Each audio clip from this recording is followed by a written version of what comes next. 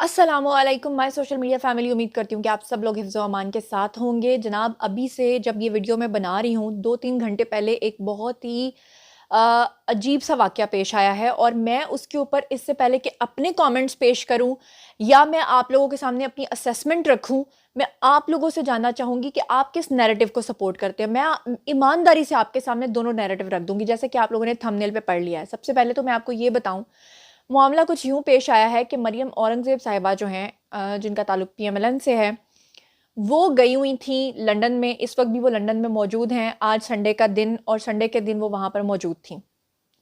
अब जनाब आली, हुआ ये है कि एक वीडियो वायरल हुआ है उनका।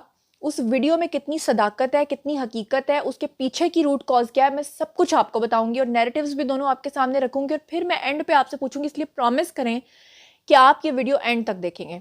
सबसे पहले मैं आपको ये बता दूँ, मरियम औरंगज़ेब साहिबा जो हैं, वो बड़ा लश-पश होके जनाब आली रोड पे जा रही थीं और उन्होंने सामने एक ऑर्गेनिक कॉफ़ी शॉप थी, वहाँ उन्होंने जाना था कि रास्ते में उनको कुछ ख़वातीनो हज़रात ने, कुछ मर्दो-ज़न ने, कुछ आदमियों और औरतों ने उनको घेर लिया।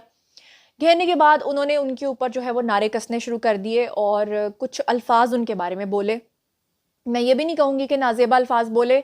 क्यों नहीं कहूँगी, उसकी वजह मैं आपको आगे चल के बताती हूँ। अच्छा जनाब, उनको सड़क के ऊपर डड्डू चार्जर कहा गया, उनको मोटी कहा गया, उनको चोरनी कहा गया, उनके बारे में ये कहा गया कि पाकिस्तान का पैसा लूट कर यहाँ पर आई हैं ऐश करने के लिए। फिर उनके बारे में ये कहा गया कि वो जो हैं, पाकिस्तान का पैसा तो लूट कर आई ही हैं, यहाँ पर बोटॉक्स और फिलर्स कराने के लिए आई हैं। ये सारी चीज़ें जो हैं मरियम औरंगज़ेब जो हैं वो सुनती रहीं और मैं चाहूँगी कि पहले मैं आपको वो वीडियो दिखाऊँ, उसके बाद हम आगे बात करते हैं। देखिए।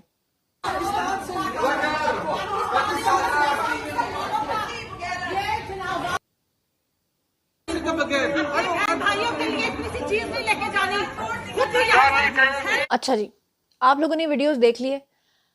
अब उनको डड्डू चार्जर कहा गया, उनके बारे में अल्फ़ाज़ बोले गए, अलक़ाबात बोले गए, गालियाँ भी दी गईं, उनको चोर भी कहा गया, बोटॉक्स फिलर्स भी कहा गया, ये भी कहा कि पाकिस्तान का पैसा लूट कर यहाँ पर आ गई हैं, ये भी कहा गया कि पाकिस्तान में महंगाई की क्या सूरत हाल है, ये भी कहा गया कि सैलाब की क्या सूरत हाल है और ये सब कुछ।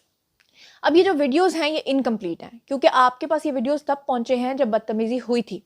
इससे पहले जब मरियम औरंगज़ेब साहिबा से पूछा गया कि आपके साथ ये जो वाक़या पेश आया, इसकी क्या तफ़सीलात हैं?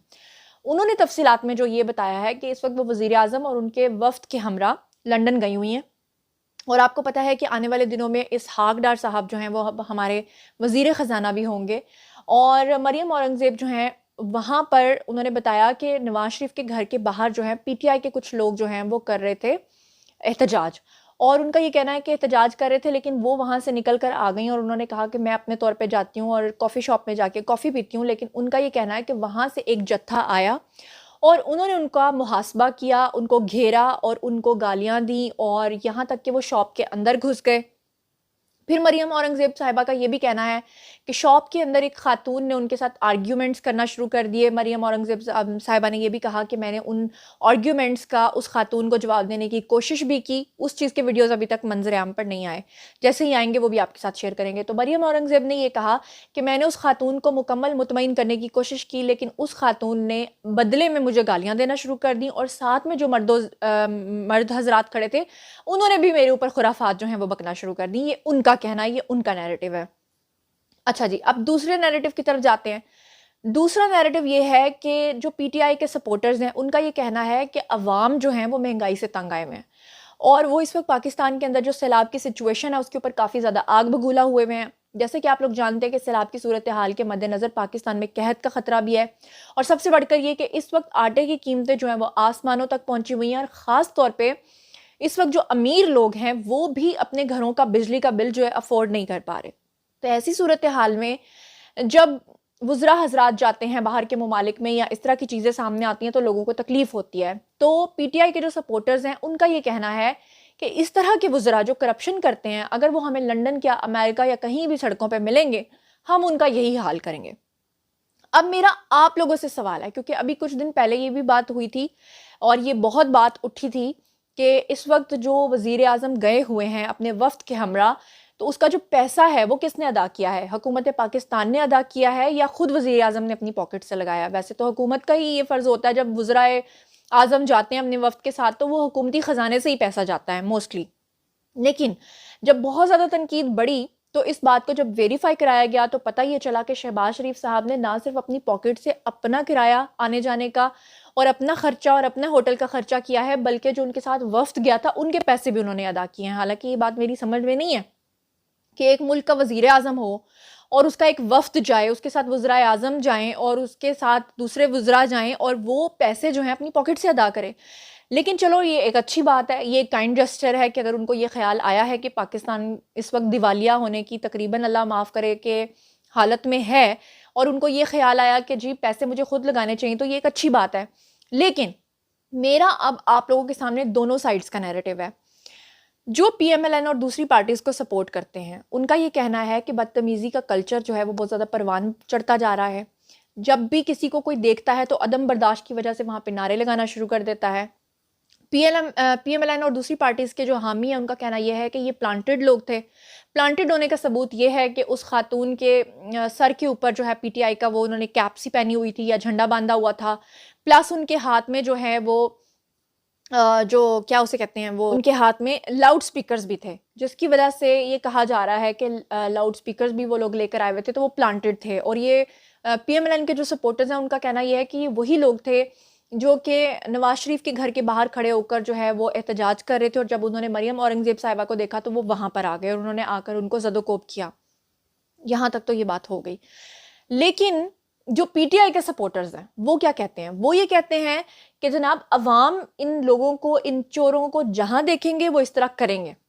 वो कहते हैं कि जनाब अवाम सताए हुए हैं बिजली के बिलों के हाथों और मुल्क में सैलाब के हाथों और मुल्क में महंगाई के हाथों, इसलिए वो ये सब कुछ करेंगे। ये हो गया दोनों साइड का नैरेटिव। और फिर उसके बाद आ जाते हैं नून लीग की तरफ। नून लीग वाले ये कहते हैं कि पिछले 4 साल से 3 साल से किसकी हुकूमत थी? वो कहते हैं पीटीआई की हुकूमत थी और जो महंगाई हुई है वो इमरान खान साहब के किए हुए मुआहदे हैं जिनको उन्होंने आगे आके बढ़ाया, क्योंकि आईएमएफ के साथ उनका मुआहदा हुआ था और आईएमएफ के मुआहदे को अगर वो पूरा ना करते तो आज हमारा मुल्क जो है खुदा न खास्ता दिवालिया हो चुका होता। जैसे कि आप लोगों ने देखा था कि कुछ दिन पहले प्रेस कॉन्फ्रेंस में मिफ्ता इस्माइल जो है वो रो पड़े थे।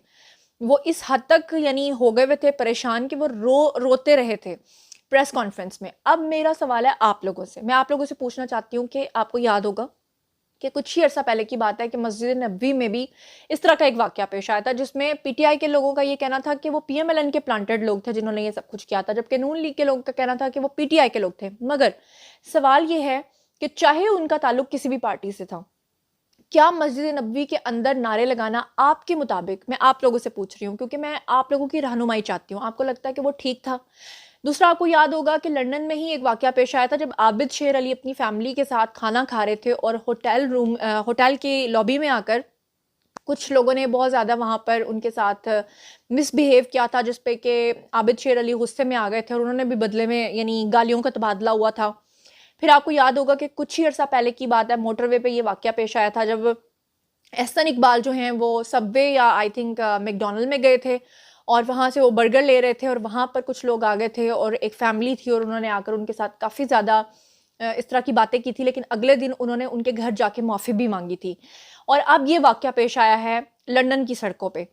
तो क्या आपको लगता है कि अवाम जो कर रहे हैं वो ठीक कर रहे हैं, उनको इसी तरह करना चाहिए, या क्या आपको लगता है कि जो ये हो रहा है वो गलत हो रहा है? जो कुछ भी आप लोग समझते हैं आपको लगता है कि गलत हो रहा है तो क्यों हो रहा है, और अगर सही हो रहा है तो क्यों हो रहा है, और अगर गलत हो रहा है तो सही कैसे हो सकता है?